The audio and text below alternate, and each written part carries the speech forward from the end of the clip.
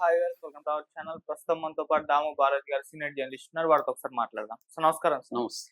Sir, pastor Praveen మృతికి గల కారణం రెడ్ కార్ అని చెప్పేసి నిన్నంతా కూడా వార్తల్లో రావడం చూసాం కదా సార్. అయితే ఇప్పుడు ఆ రెడ్ కార్‌ని దొరకపట్టేసుకున్నారు పోలీసులు అని చెప్పేసి చెప్తున్నారు. మరి రెడ్ కార్ ఎవరిది?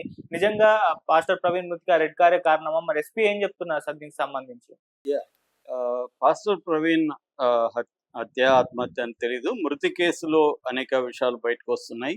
ప్రధానంగా ఇది హత్య అని క్రైస్తవ సంఘాలు కావచ్చు, దళిత సంఘాలు కావచ్చు, అతని మిత్రులు కావచ్చు అందరూ ఆరోపిస్తున్నారు.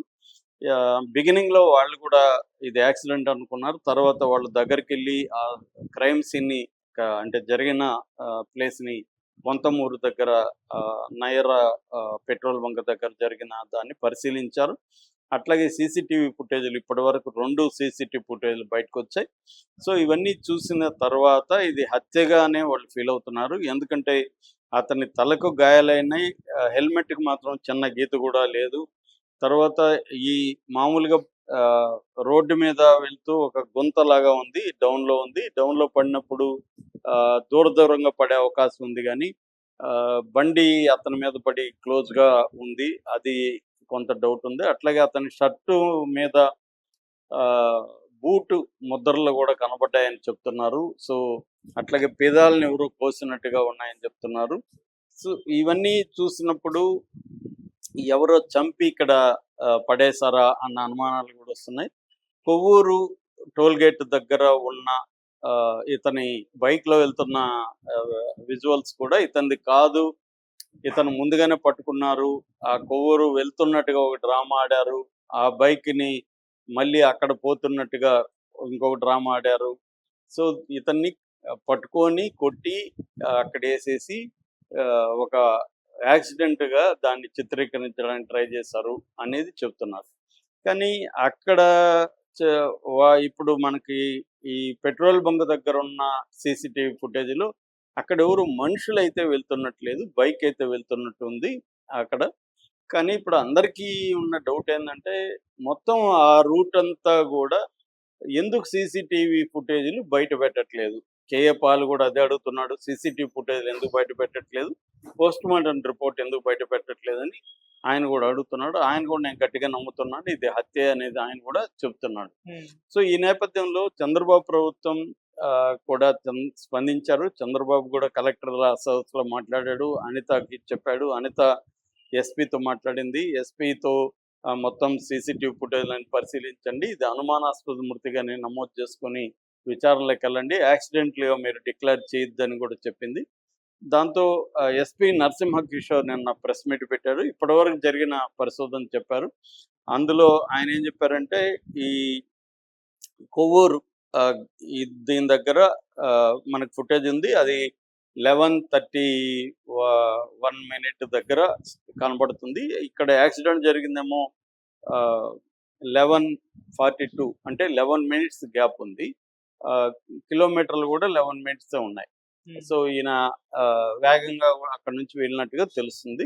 సో ఈ 11 మినిట్స్‌లో ఏం జరిగింది అనేది మనకు ఫుటేజ్ లేదు. ఇక్కడ నుంచి కొంతమూరు దగ్గర వరకి మధ్యలో ఏమన్నా జరిగితే ఫుటేజ్ లేదు.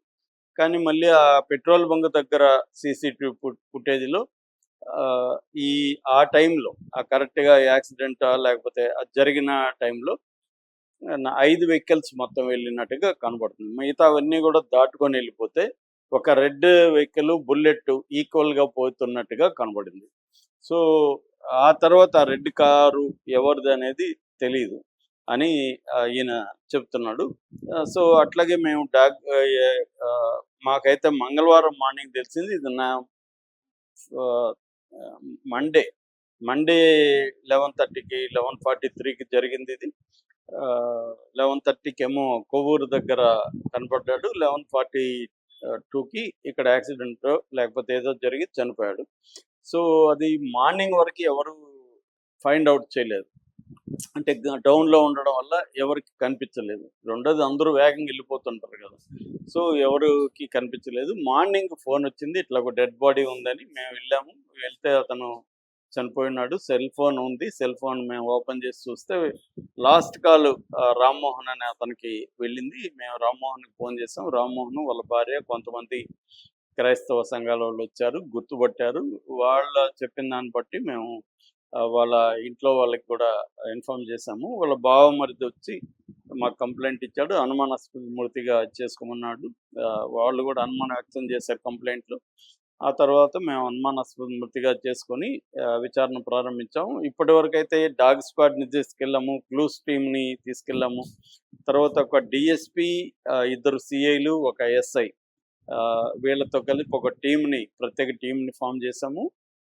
మొత్తం సీసీటీవీల ఫుటేజ్‌ని చూద్దాం. కొన్ని రకాల ఆ టైంలో ఆ ఏరియాలో ఉన్న సెల్ ఫోన్ టవర్స్‌లో ఎవరెవరి సెల్ ఫోన్స్ అక్కడ నమోదైనాయి ఇవన్నీ చూస్తున్నాము అనేది ఆయన తెలియజేశాడు. అట్లాగే దీన్ని ఎగ్జిక్యూటివ్ మేజిస్ట్రేట్ ద్వారా విచారణకి ఆదేశించమని మాకు అనిత గారి నుంచి, హోమ్ మినిస్టర్ నుంచి వచ్చింది.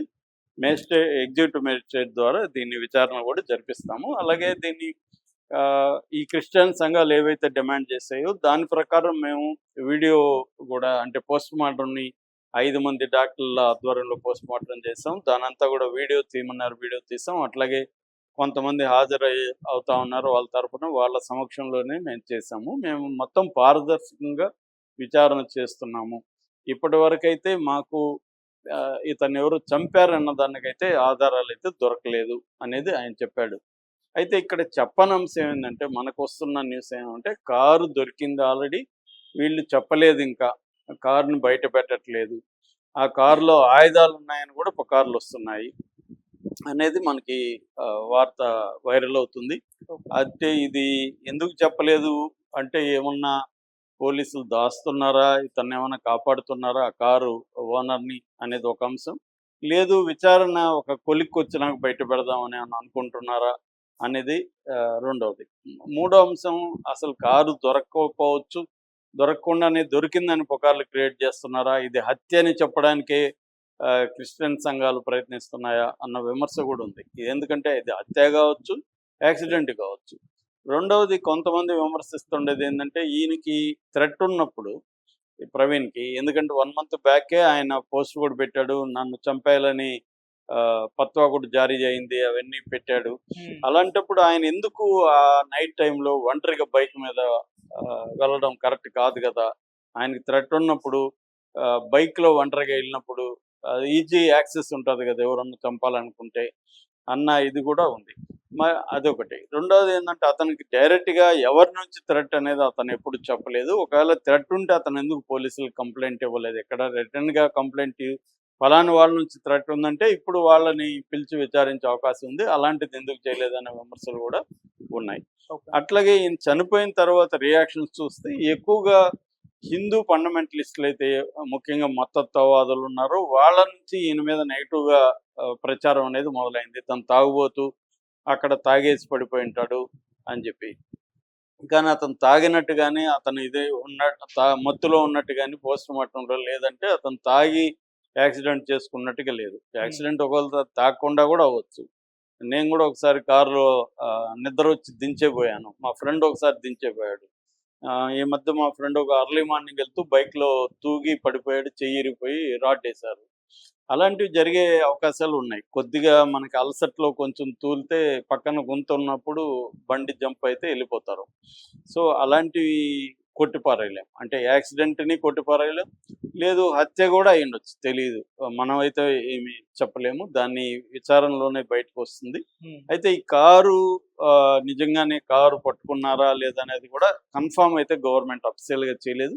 కానీ ఇది కూడా ఆశ్చర్యమే, ఎందుకంటే ఇప్పుడు మంగళవారం మార్నింగ్ జరిగితే మంగళవారం, బుధ, గురు, శుక్ర 3 రోజులు అయిపోయింది కంప్లీట్గా. 3 రోజులుగా ఒక వెహికల్ని పట్టుకోలేకపోతున్నారా?